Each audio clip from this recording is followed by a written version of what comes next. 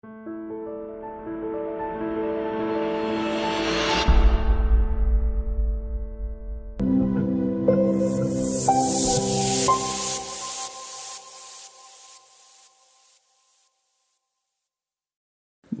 la idea central del libro es contar qué fue lo que hizo Keynes y el daño que ha causado Keynes con este libro y lo que implica en términos de involución en materia del pensamiento económico. De hecho, Hazlitt decía que todo lo que era nuevo en la teoría general era malo y todo lo que era bueno en realidad era robado, con lo cual no era un libro, digamos, muy interesante desde lo académico, por decirlo de alguna manera, pero sí lo era desde el punto de vista de la política, porque básicamente la teoría general es un panfleto dedicado a políticos ladrones, corruptos y mesiánicos. Y por eso cada vez que encuentren a un político de la peor calaña, siempre va a tener a un keynesiano dándole letra. Es decir, creó las bases para justificar el robo. Entonces, es por eso que donde se aplica el keynesianismo termina generando problemas. Entonces, sin lugar a dudas, el ejemplo más emblemático de aplicación sistemática del keynesianismo es Argentina. Argentina terminó el siglo XIX siendo el país con el PBI per cápita más alto del mundo,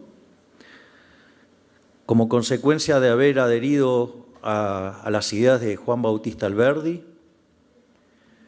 Entramos en la primera mitad del siglo XX oscilando entre el puesto 5 y el puesto 8, y después de 70 años de aplicación sistemática de las delirantes ideas keynesianas, complementados con los delirios monetarios de los estructuralistas argentinos y Julio Hipólito Guillermo Olivera a la cabeza, eso produjo tanto daño que hoy el país está en el ranking, según como se lo mide, entre el 55 y el 60, y que en caso de estallar una crisis seguramente vamos a caer al nivel 80. Por lo tanto, es interesante tener claro los daños que ha causado el keynesianismo, o sea, digo, por lo menos para tenerlo en cuenta, y que termina generando problemas que son el remedio es peor que la enfermedad. El libro básicamente tiene 4 partes, y es como voy a tratar de contarlo. Tiene una primera parte que cuenta cómo funcionaba el marco analítico previo a la teoría general. Y eso es muy importante, porque desde mi punto de vista la teoría general no está mal escrita, está fantásticamente escrita. El problema es cómo era Keynes. Y no solo que está tremendamente escrita, sino que además, digo, el libro es una genialidad. Lo que pasa es que es una genialidad del mal. Es decir, es una genialidad puesta a favor de los delincuentes, pero no deja de ser una genialidad. Entonces, una vez que uno comprende cómo funcionaba el marco previo a Keynes, puede comprender lo que hace Keynes, y eso también permite notar la obra de Friedman.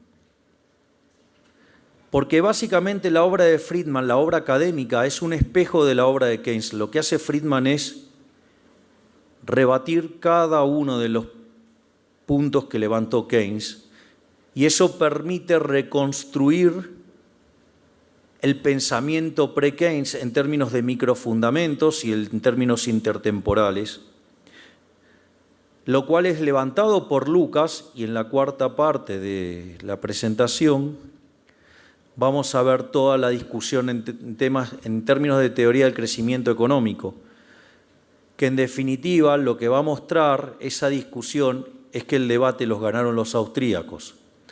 Lo que pasa es que la forma en la cual se quedaron discutiendo los austríacos quedaron fuera de la mainstream. Entonces ganaron el debate y no se enteraron. O sea, y la realidad es que si los austríacos incorporaran estos elementos que hacen a la teoría moderna del crecimiento económico, tendrían mucho para dar y para dejar una marca muy fuerte en la academia. Esa es la sensación que yo tengo.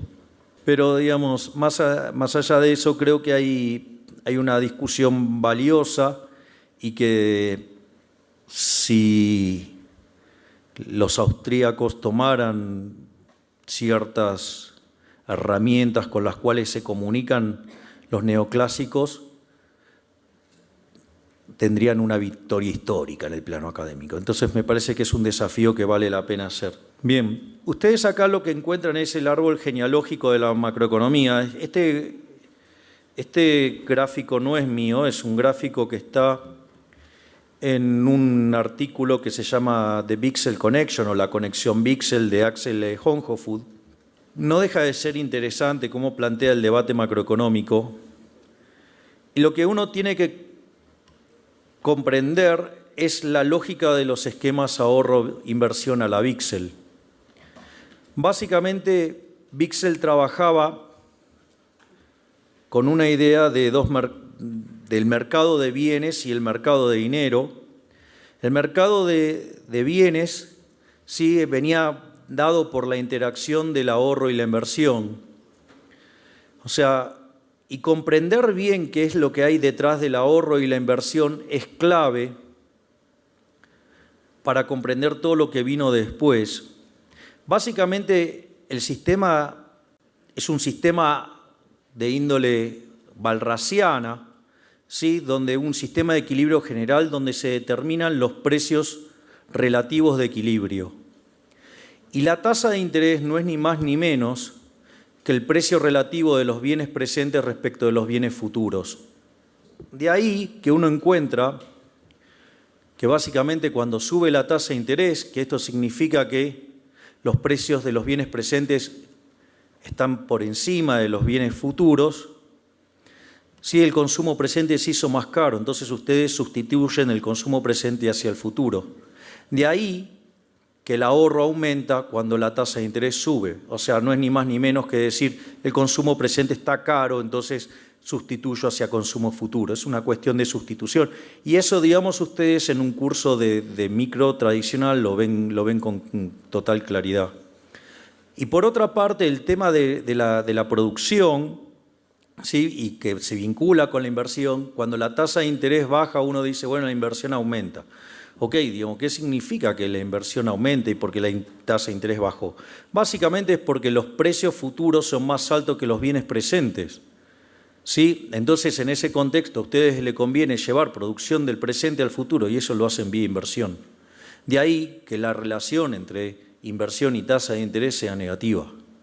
Pero lo que es importante notar es que el sistema está basado en lo que se llama un sistema de equilibrio general y que la distinción entre bienes presentes y bienes futuros, ese precio relativo les va a arrojar la tasa de interés.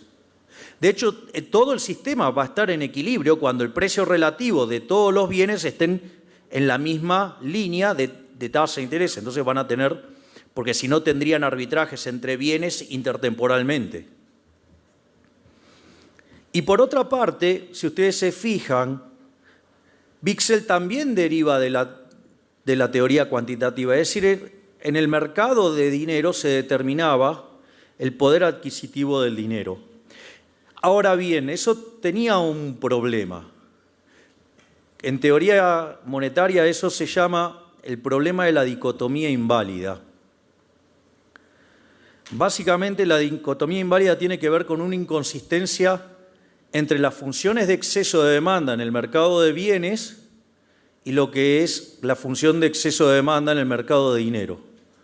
Concretamente, las funciones de exceso de demanda en el mercado de bienes, si ustedes van a un texto tradicional de microeconomía, son lo que se llaman homogéneas de grado cero. Es decir, si ustedes duplicaran todos los precios relativos siguen constantes. Consecuentemente, no habría ninguna modificación sobre esas funciones. Sin embargo, la teoría cuantitativa es homogénea de grado 1. Si ustedes duplicaran los precios, la demanda de dinero se duplica y tendrían un exceso de demanda. Entonces vean qué interesante, digamos, que si bien el marco en lo conceptual estaba correctamente planteado y el análisis tenía sentido, tenía un problema de inconsistencia matemática. Porque supongan ahora ustedes que se duplican todos los precios. O sea, parten de una situación de equilibrio, duplican todos los precios. Si ustedes en el mercado de bienes estaban en equilibrio, nada ha cambiado y consecuentemente los n-1 mercados que hacia los bienes están en equilibrio. Por ende, por ley de Walras, ustedes saben que el mercado restante tendría que estar en equilibrio. Sin embargo, como la teoría cuantitativa es homogénea de grado 1, ustedes tienen un exceso de demanda en el mercado de dinero. Por ende, tienen un problema de inconsistencia de grado. Eso es lo que la teoría llamó la dicotomía inválida. Y esa dicotomía fue resuelta por Ludwig von Mises en la teoría del dinero y el crédito, cuando incorpora el dinero dentro de la función de utilidad, con la idea de la utilidad marginal decreciente. Entonces, ustedes ahora el dinero entra en las relaciones de arbitraje de los individuos. Y eso tiene algunas consecuencias muy interesantes. La primera es que el dinero deja de ser neutral.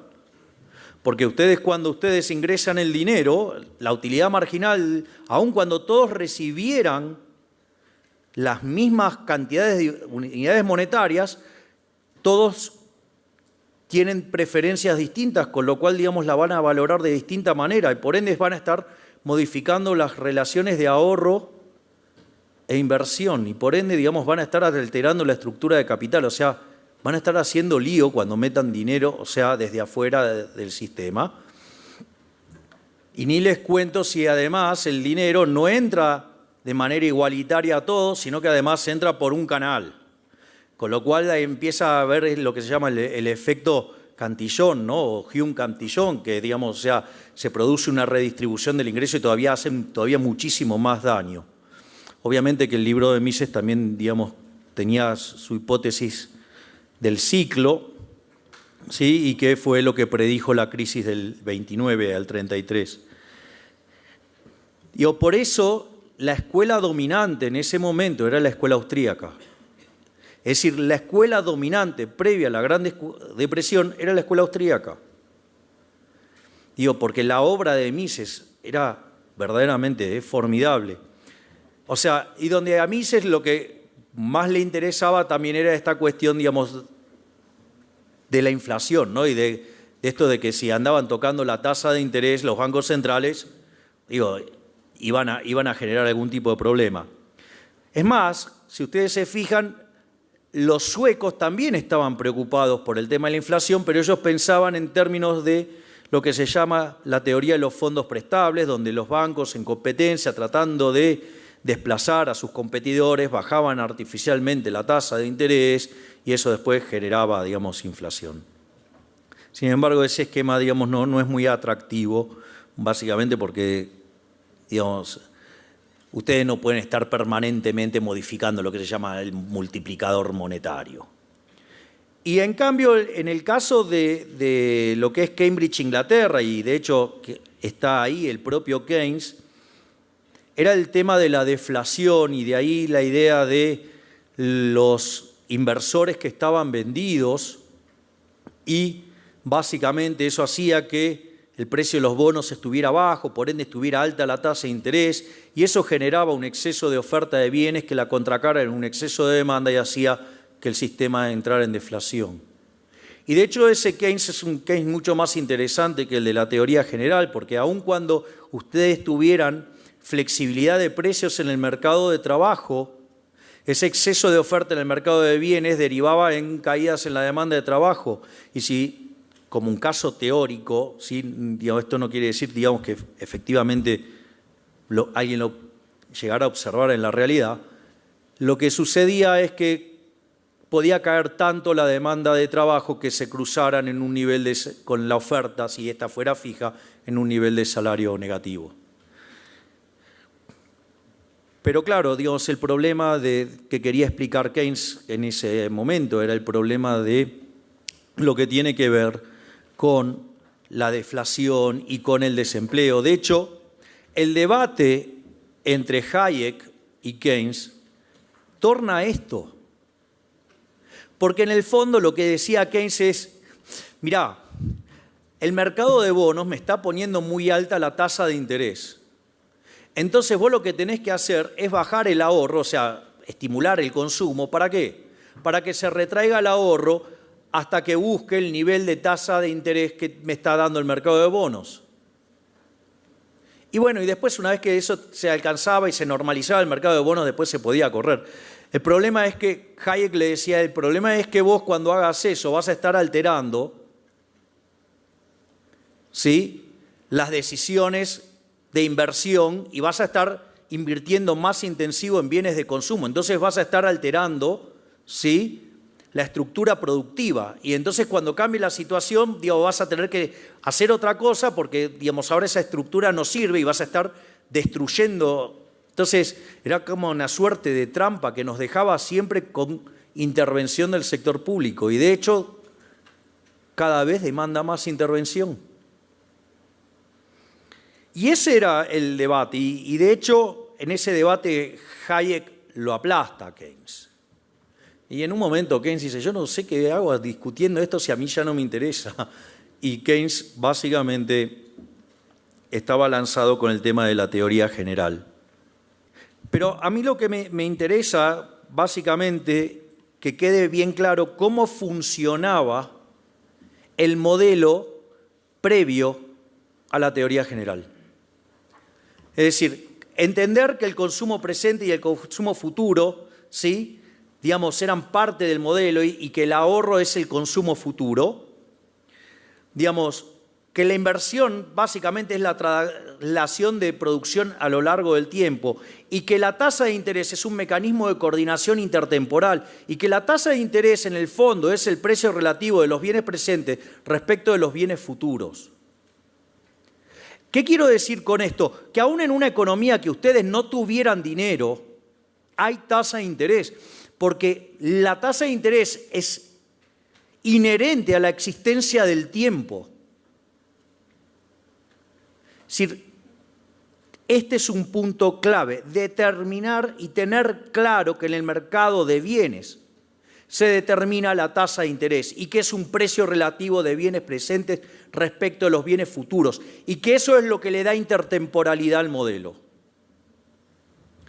Y por otro lado, en el mercado monetario, ustedes lo que determinan es el poder adquisitivo del dinero. De ahí, digamos, que uno comprende, digamos, la frase de Friedman, ¿sí?, cuando dice, la inflación es siempre y en todo lugar un fenómeno monetario. Cuando ustedes emiten dinero por encima de la demanda, el poder adquisitivo del dinero cae. Consecuentemente, ustedes necesitan mayor cantidad de unidades monetarias para comprar los mismos bienes.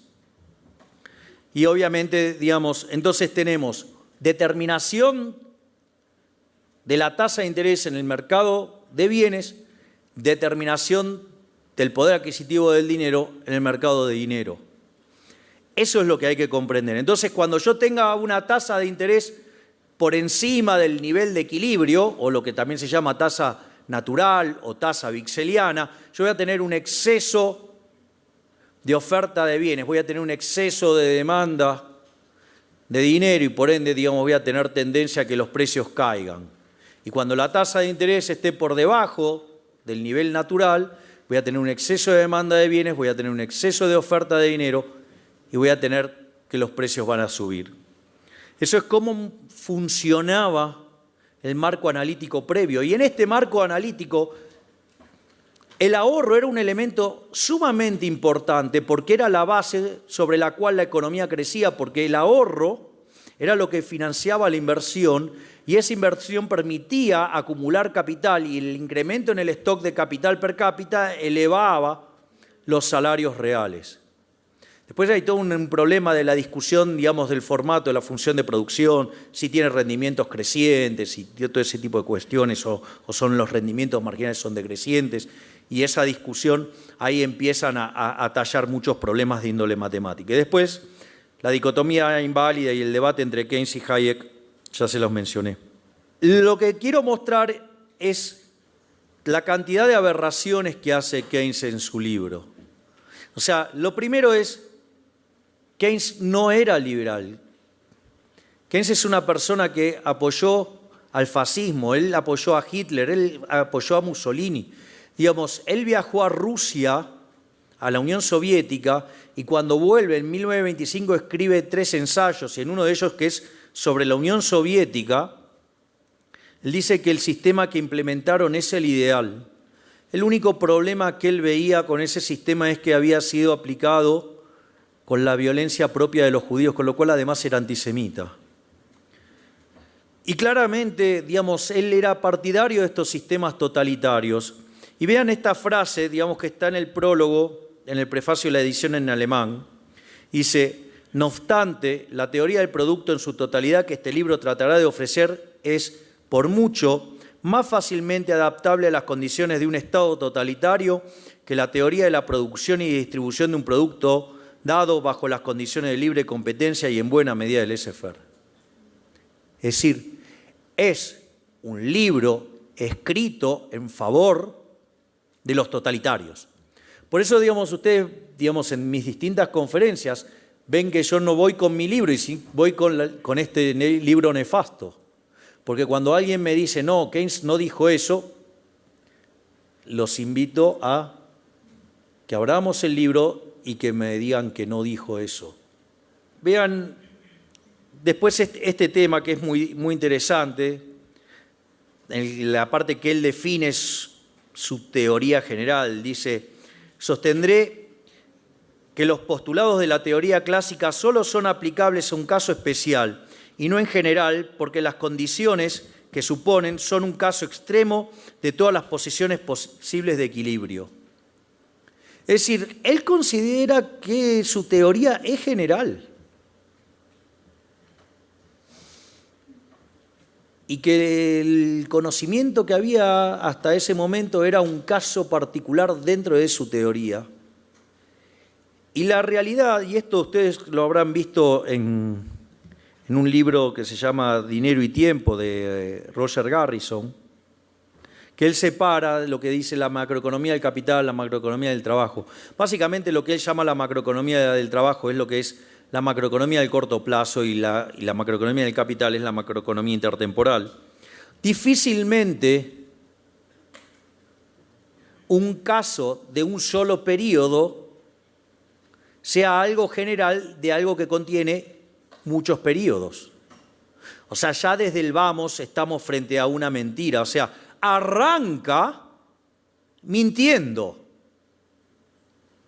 ¿Está claro? Arranca mintiendo, arranca diciendo una barbaridad.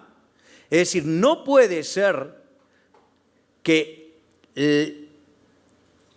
un conjunto más chico sea la generalidad de un conjunto más grande. ¿Está claro? O sea, arranca directamente con una mentira. Entonces, ahora vamos a ver las distintas partes de la destrucción que hace Keynes. Porque de vuelta, miren, hay una frase de Churchill que es brillante y que lo pinta a Keynes tal cual era. Churchill decía que cada vez que se encontraba con 2 economistas se iba con 2 opiniones. Salvo que estuviera Keynes, entonces se iba con 3. Porque Keynes decía, o puede ser así o puede ser de otro modo. O sea, Keynes hacía eso regularmente. Y la teoría general está escrita en ese sentido. De hecho, cuando Hazlitt dice todo lo que es bueno es robado, es porque el primer capítulo sobre el tema cuenta todo lo que se pensaba en ese momento. Les hago un ejemplo. El primer capítulo de la inversión es formidable. Yo creo que debería ser enseñado en todos los cursos de finanzas, porque es brillante. Ahora, el capítulo que sigue es una monstruosidad. Todo lo que es nuevo es malo.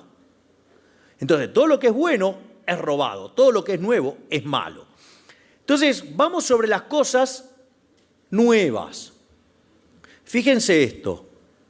Esto es sobre el consumo y la tasa de interés, dice. Sin embargo, no es probable que la clase usual de fluctuaciones de corto plazo en la tasa de interés tenga mucha influencia directa sobre los gastos en tal o cual sentido. No hay mucha gente que altere su modo de vivir porque la tasa de interés baje de 5 a 4% si su ingreso global es el mismo de antes, pero indirectamente pueden presentarse otros efectos, aunque no todos en la misma dirección. Si ustedes, siguen los diarios internacionales, Argentina volvió a estar en la tapa del Financial Times, volvió a estar en The Economist con un lugar relevante, estuvo en el Foja de San Pablo, ¿sí? Y todo por lo que se armó, el desastre que se armó en las últimas 2 semanas. Interesante, porque la verdad que lo que cambió la tasa en Estados Unidos fue muy poquito, pero llegó a tocar el 3% y en Argentina desató un montón de problemas. Pero lo que quiero mostrar acá es donde se empieza a notar que Keynes no sabía de economía. Keynes solo había tomado un curso de economía con Marshall de 6 meses.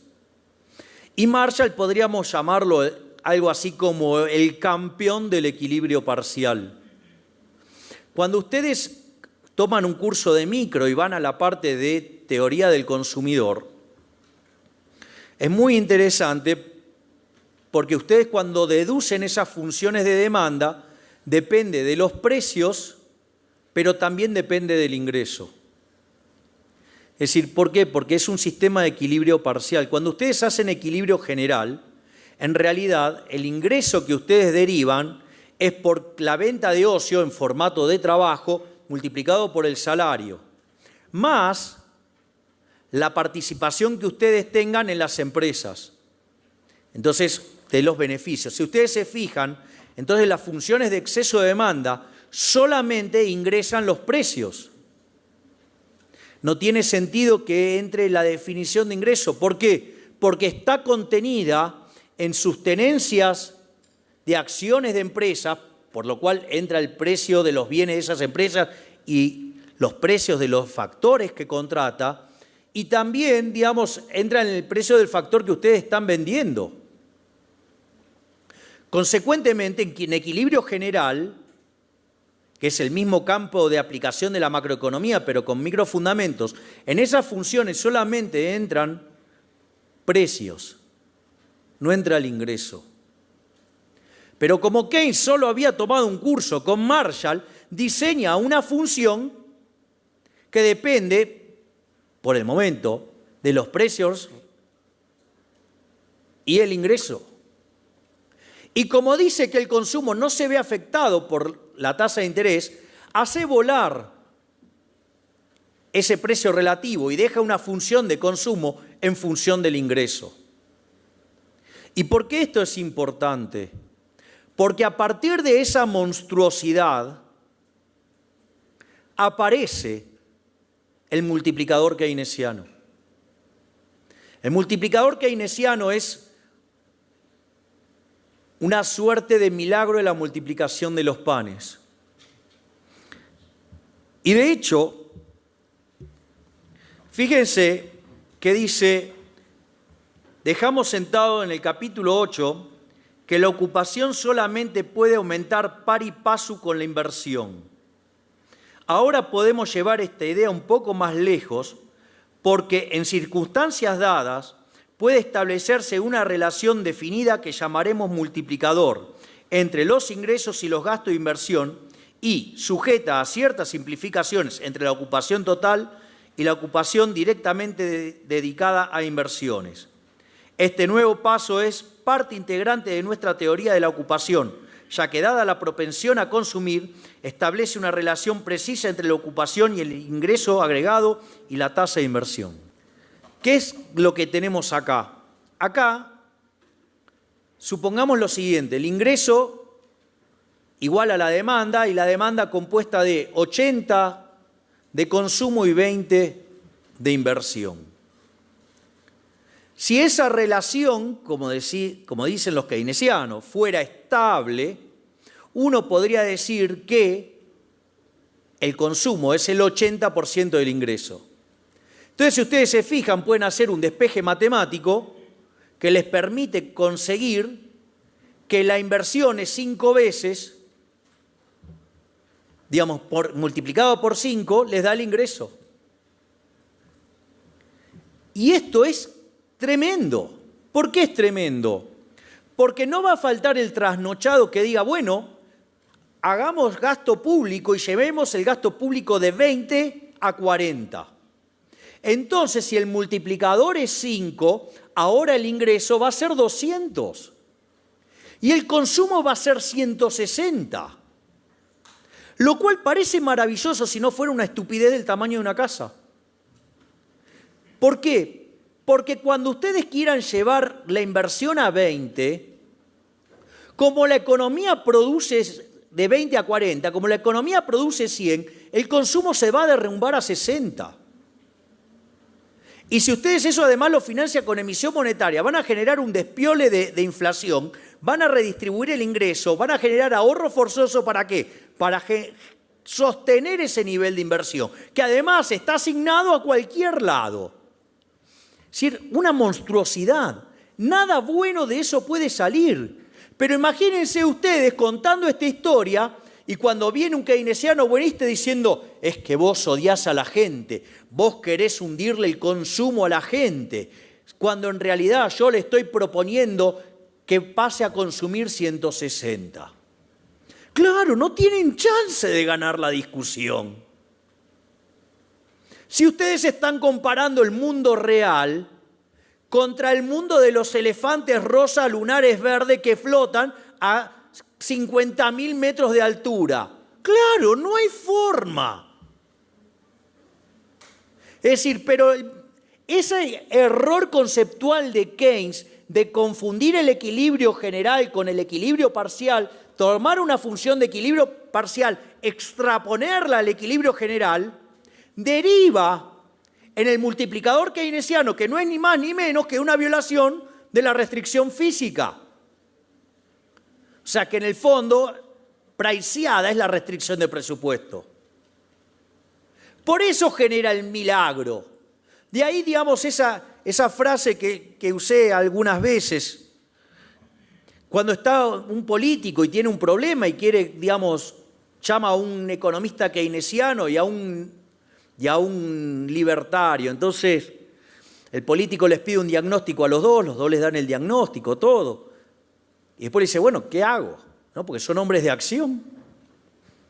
Entonces el keynesiano le dice, mire, usted con el gasto público tiene en sus manos el milagro de la multiplicación de los panes. Malditos los productores de pizarrón que los hacen tan chicos que no permite ver la magia del gasto público. ¿Y qué le dice el libertario? El problema sos vos, tómatela.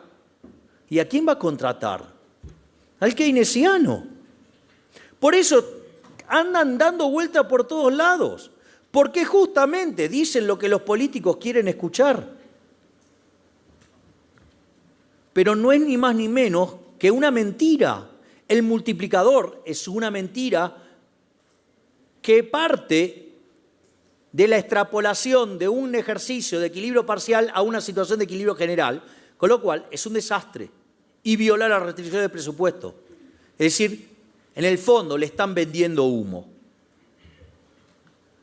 Pero como si todo esto fuera poco, bajo esa lógica, el despilfarro es buenísimo. Si lo que hay que hacer es gastar acá. Entonces, fíjense, y él lo dice explícitamente. Dice, si se acepta esto, el razonamiento anterior demuestra cómo los gastos ruinosos de préstamos pueden, no obstante, enriquecer al fin y al cabo a la comunidad. La construcción de pirámides, los terremotos y hasta las guerras pueden servir para aumentar la riqueza. Es decir, ¿a quién se le ocurre que una guerra genera riqueza?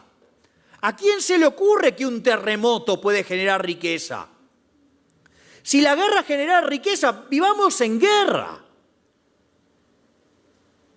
Es decir, solo ponerse a pensar 2 minutos, uno se da cuenta que esto es un disparate. O sea, casi es una mente enferma, enferma por robar, porque Keynes era parte de la corporación política. Ahora entramos a la cuestión del ahorro, la inversión y la decisión individual. Es decir, acabamos de destrozar la intertemporalidad en el sendero de consumo. Ya ahora no hay consumo presente, consumo futuro. ¿Qué es esa pavada de pensar en el largo plazo? Si total en el largo plazo para Keynes estamos todos muertos. Entonces ahora tenemos una función de consumo de un solo periodo. Y el ahorro en realidad es un residuo. Entonces, ¿qué es lo que dice en materia de ahorro, inversión y decisión individual? Porque ahora ya reventamos la función de ahorro. Ahora vamos por la de inversión, dice. La única cura radical para la crisis de confianza que aflige en la vida económica del mundo moderno sería no permitir al individuo que escogiera entre consumir su ingreso y ordenar la producción de bienes de capital, que aun cuando se basen en pruebas precarias, le impresionan como la inversión más halagüeña que esté a su alcance. Es decir, Keynes no quiere que la gente elija qué consumir y qué ahorrar, y en función de cómo ahorra, ordenar la producción. Si era un totalitario. Y sigue.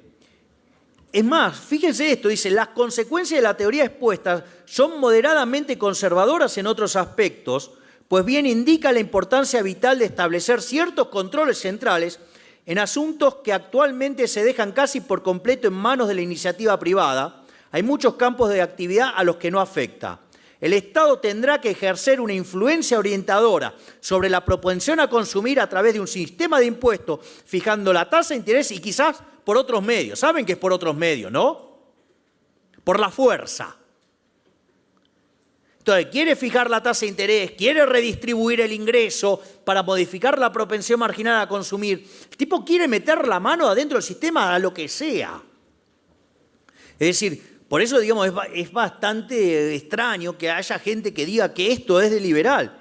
Pero sigue en eso y dice, por otra parte, parece improbable que la influencia de la política bancaria sobre la tasa de interés sea suficiente por sí misma para determinar otra de inversión óptima. Creo, por tanto, que una socialización bastante completa de las inversiones será el único medio de aproximación a la ocupación plena. No sé si lo escucharon, pero lo repito. Una socialización bastante completa de las inversiones será el único medio de aproximación a la ocupación plena. Aunque esto no necesita excluir cualquier forma, la transacción o medio por los cuales la autoridad pública coopere con la iniciativa privada. Esto es muy interesante porque miren cómo empieza a mostrar un rasgo fascista en la transición hacia el sistema socialista pleno, ¿no? Pero fuera de esto, no se aboga por un sistema de socialismo de Estado que abarque la mayor parte de la vida económica de la comunidad.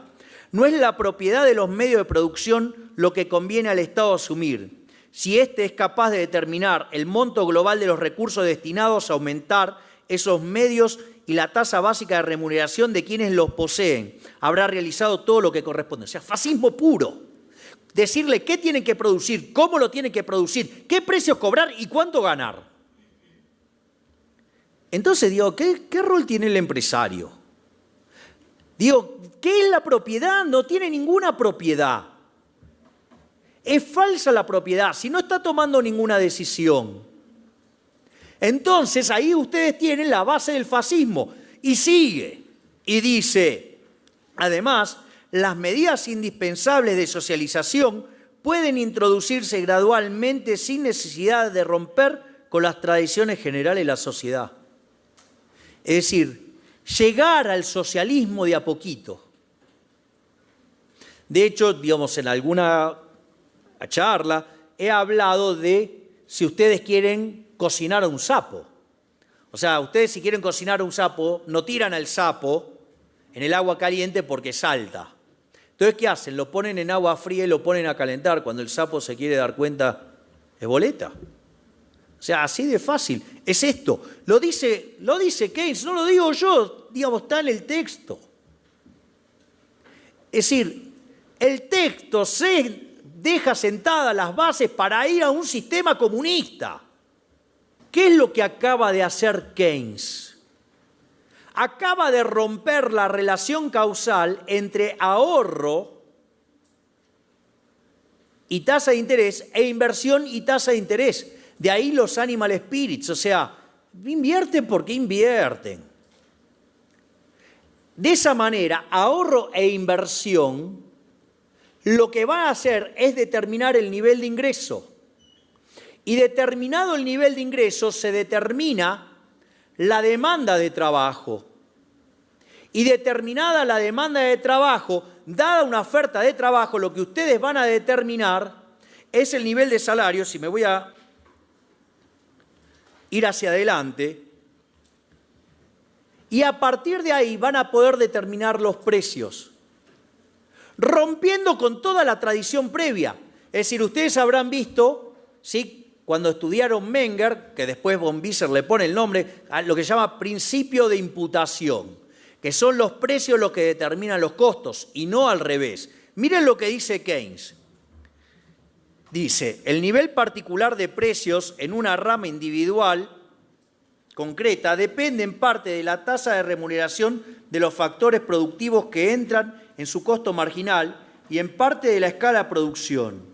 No hay motivos para modificar esta conclusión cuando pasamos a la industria en conjunto. El nivel general de precios depende en parte de la tasa de remuneración de los factores productivos que entran en el costo marginal y en parte de la escala de producción como un todo, es decir, del volumen de ocupación. Fíjense que ahora los precios van a venir determinados ¿cómo? Con el famoso markup sobre los costos. Fíjense que antes la inflación, ¿de quién era la culpa? La culpa de la inflación antes era del gobierno. ¿Por qué? Porque la inflación tenía que ver con la pérdida de poder adquisitivo del dinero. Y el poder adquisitivo del dinero cae en la medida que el Banco Central emite más de lo que se demanda. Es decir, la culpa era ¿de quién? La culpa era del propio gobierno y del Banco Central. Ahora, la culpa de la inflación es de los trabajadores y de los empresarios. ¿Se dan cuenta?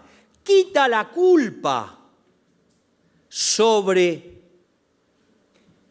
los políticos y se la transfiere a los trabajadores y a los empresarios. Y de ahí que cuando quieren bajar la inflación, ¿qué hacían? Estigmatizaban a sindicalistas, estigmatizaban a empresarios y los perseguían. ¿Para qué? Para sacarse de encima la culpa que corresponde a ellos. Y de ahí que la inflación es un fenómeno multicausal. Toda una porquería, es todo funcional a los políticos.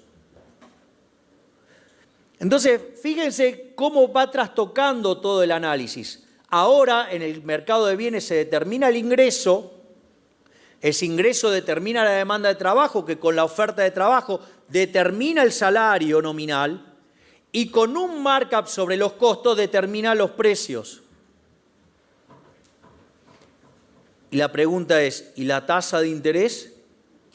Bueno, la tasa de interés la determina en el mercado monetario. Digo que son las que pasé recién.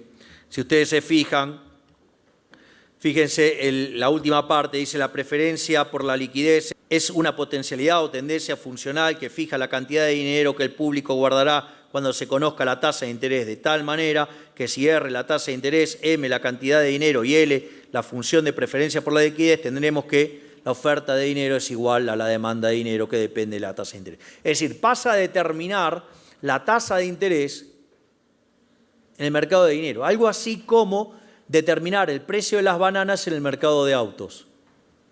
Lo cual es un disparate. Ahora, ese disparate es como muchos bancos centrales hacen política monetaria. Porque ¿qué controlan en general los bancos centrales? La tasa de interés. ¿De dónde sale eso? Del keynesianismo. Por eso cuando dicen en Argentina, no, el Banco Central es monetarista. No, no es monetarista. Porque controla la tasa de interés. Si controla la tasa de interés, el señor Milton Friedman se pondría de la cabeza. porque, digamos, hablaba de controlar agregado monetario, no de andar controlando precios, que encima es peor porque es controlar un precio de características intertemporales, que para conocerlo habría que conocer la utilidad marginal de los bienes presentes para todos los bienes, la utilidad marginal de todos los bienes futuros, ese cociente para, digamos, mapearlo con la tasa de interés, que además se debe igualar a la productividad marginal del trabajo neta de la depreciación con un mundo de capital heterogéneo. O sea, yo creo que ni Copperfield puede conocer ese dato. Es decir, ¿cómo va a hacer el Banco Central para determinarlo correctamente?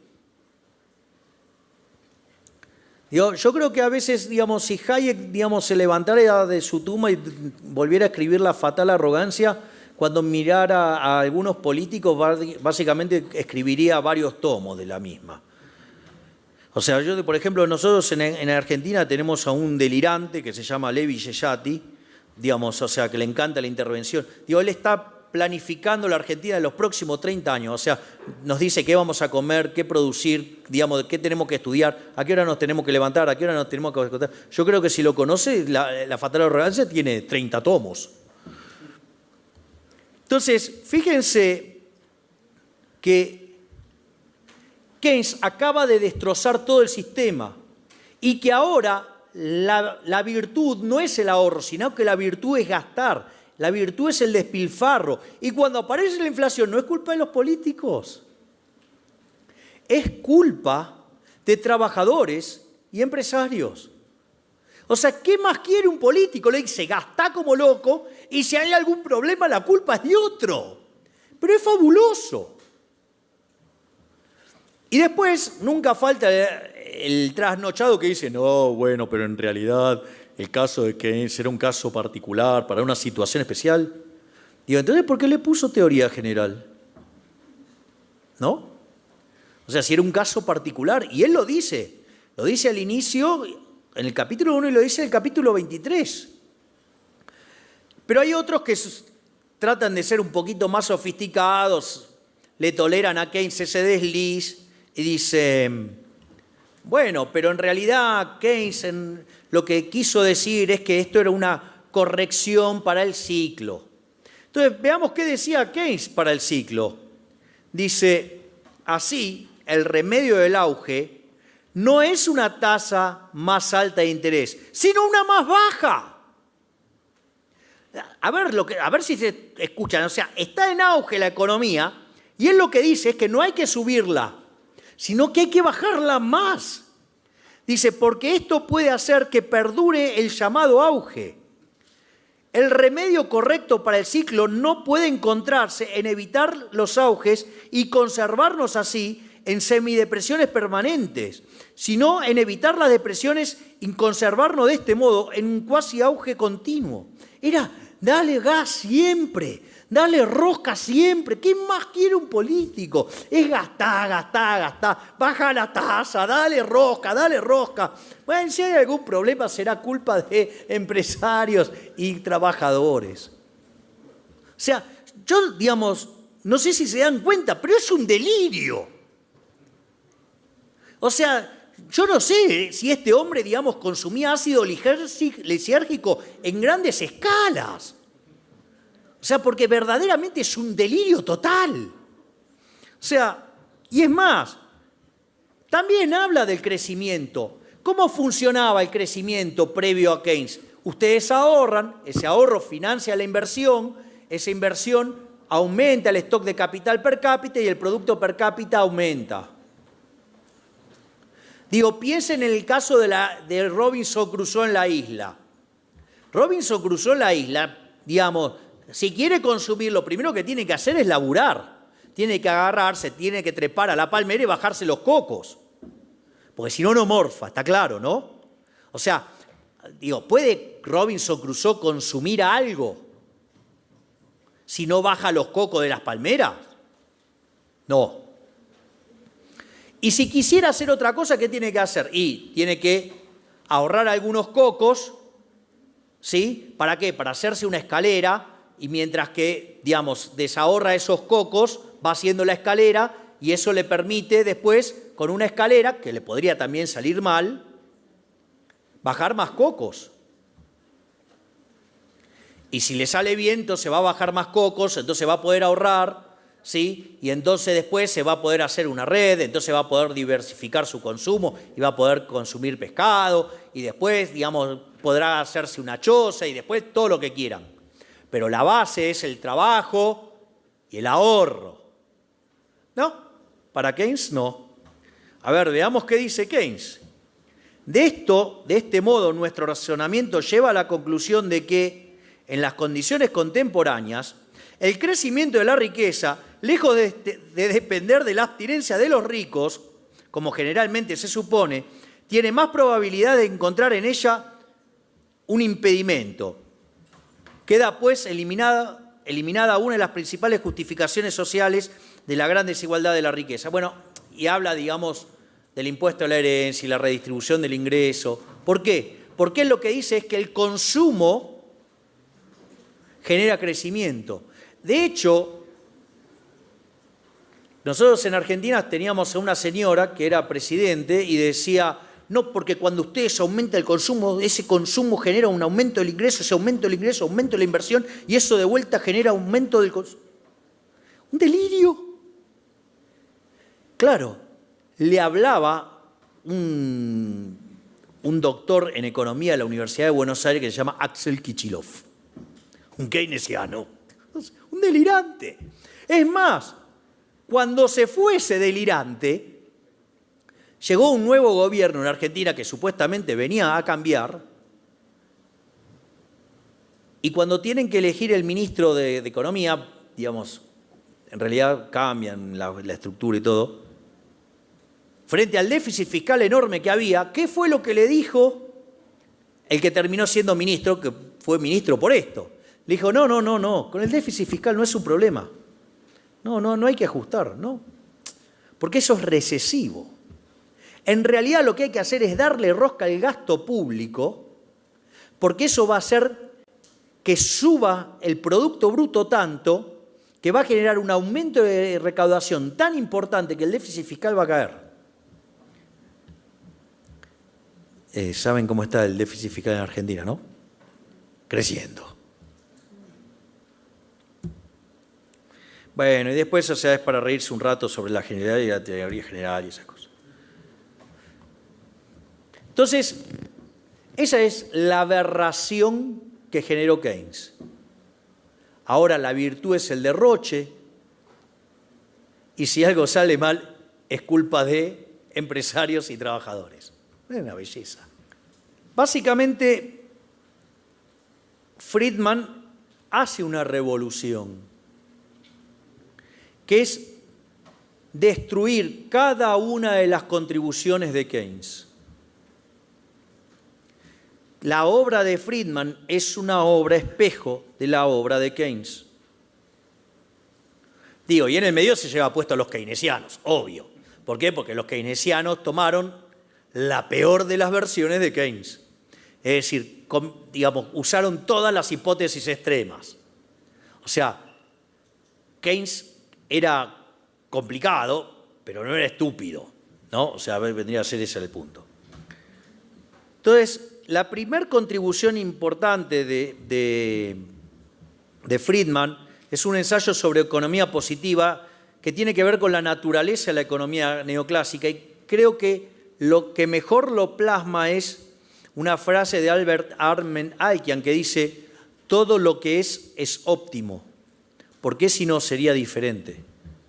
Es decir, eso de ver los datos y entender que surge de gente que está haciendo lo mejor que puede. El problema después viene si esto se corresponde con la construcción neoclásica o con la construcción austríaca. ¿Por qué? Porque si es la construcción neoclásica, es lo mejor que se puede elegir en función de lo que existe, es como que conocen el conjunto entero. En cambio, en la visión austríaca es una cuestión vinculada a un proceso de descubrimiento. Entonces, vendría a ser lo mejor que ustedes pueden hacer, pero, digamos, sin conocer todas las posibilidades. Entonces, ustedes hacen lo que mejor les sale en función de lo que ustedes creen, de lo que ustedes conocen y demás. Y en el medio van aprendiendo cosas. O sea, le pueden errar. Entonces la definición de óptimo pasa a ser una cosa bastante rara. ¿Pero por qué trabaja con esto? Porque Friedman era un discípulo de Homer Jones, que había sido su profesor de econometría, y era un fanático de los datos. Entonces era primero los datos, primero los datos, primero los datos. Bueno, a Friedman lo único que le importaba eran los datos. Él, digamos, venían sus alumnos de distintos países del mundo, los reventaba preguntas sobre cuáles eran los datos de su país, y ¿sabe lo primero que decía? ¿De dónde sacó eso? Y así arrancaba, imagínense después. Entonces, ¿por qué? Porque gran parte de la paliza que Friedman le da a los keynesianos deriva ¿de dónde? Deriva de usar los datos, primero los datos. Si ustedes quieren llevarse puesto a los keynesianos por donde sea, primero los datos. Digamos, primero los datos. La segunda contribución de Friedman es la teoría del ingreso permanente, que no es ni más ni menos que es una función de consumo. En esa función de consumo, ustedes lo que hacen es depender del valor presente de sus ingresos, de ahí el ingreso permanente. Entonces, cuando ustedes tienen un salto en el ingreso permanente, el consumo de ustedes va en línea al salto en el ingreso permanente. Sin embargo, cuando el aumento es transitorio, ustedes prácticamente lo ahorran todo porque el ingreso permanente varió poquito.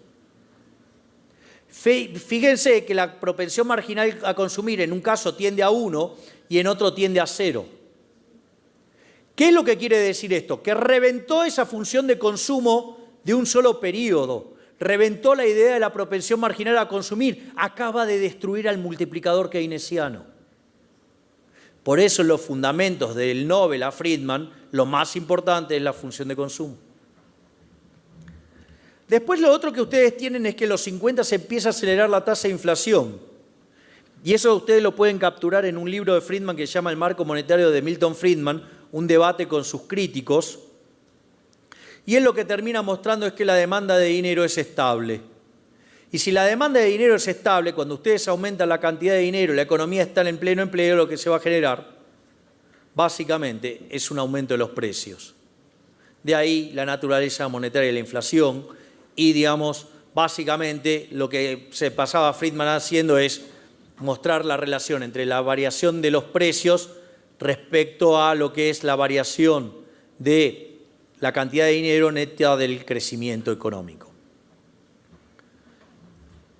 Después, el otro golpe fenomenal que le da Friedman a los keynesianos es en un libro que escribe con Anna Schwartz, que se llama La historia monetaria de los Estados Unidos, en especial en el capítulo 7, que se llama La gran contracción del 29 al 33.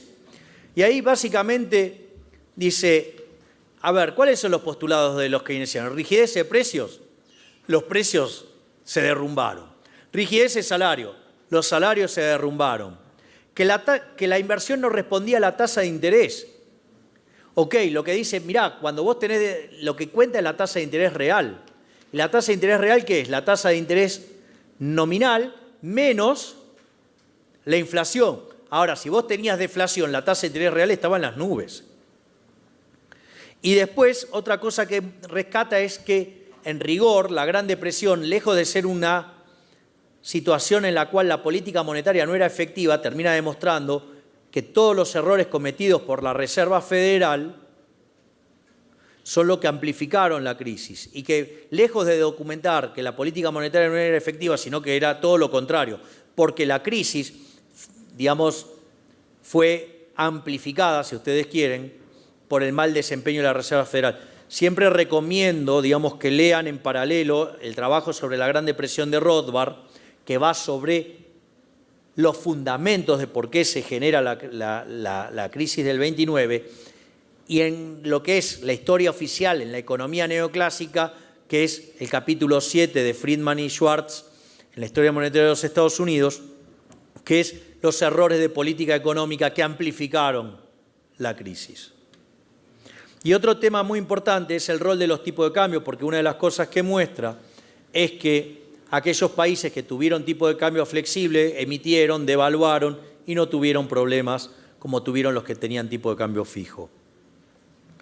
Una vez acomodada toda esta paliza de Friedman a los keynesianos, y donde Friedman le decía, bueno, el problema de ustedes es que no tienen ecuación de precios, aparece un trabajo en 1958 de Phillips que muestra una relación entre la tasa de variación de los salarios nominales y el desempleo.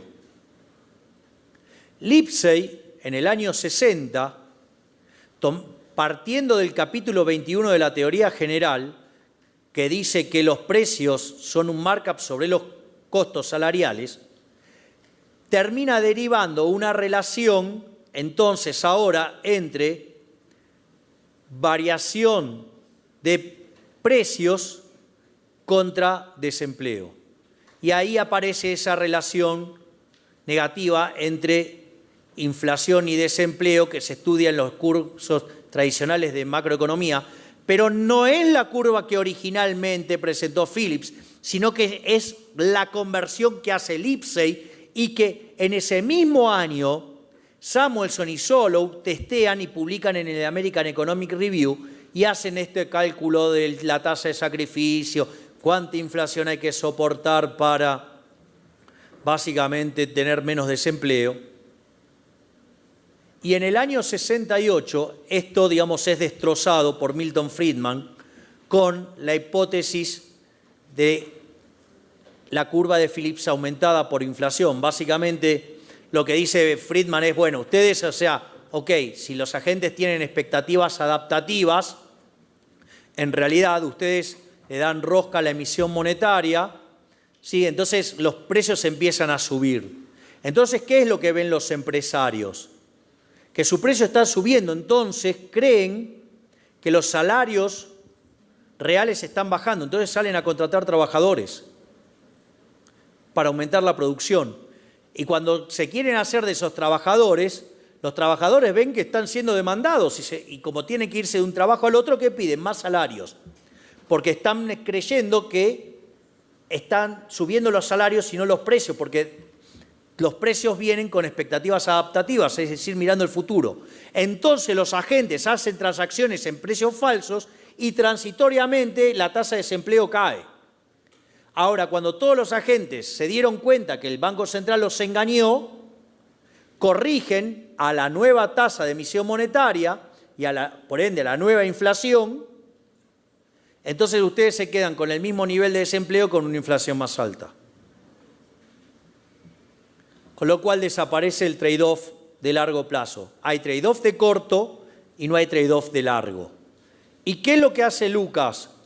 Lucas lo que hace es desarrollar el modelo de expectativa racional y dice, ustedes no pueden, digamos, estar engañando todo el tiempo a la gente va a aprender, ¿sí? Entonces, dice, cuando los agentes conocen la regla monetaria, si el Banco Central modifica la regla monetaria anunciándolo, ¿y qué va a pasar? Y no va a caer el desempleo, van a directamente ir a un nivel de inflación más alto. Y si el Banco Central engañara a los agentes, es decir, en expectativas racionales hay trade-off. ¿Cuándo? Cuando el Banco Central engaña a los agentes, anuncia una regla monetaria y hace otra cosa. Entonces, si emite más de lo que anunció, transitoriamente, ¿qué pasa? Hay trade-off. Sin embargo, cuando los agentes aprenden, ¿qué pasa? Automáticamente vuelven al nivel de pleno empleo.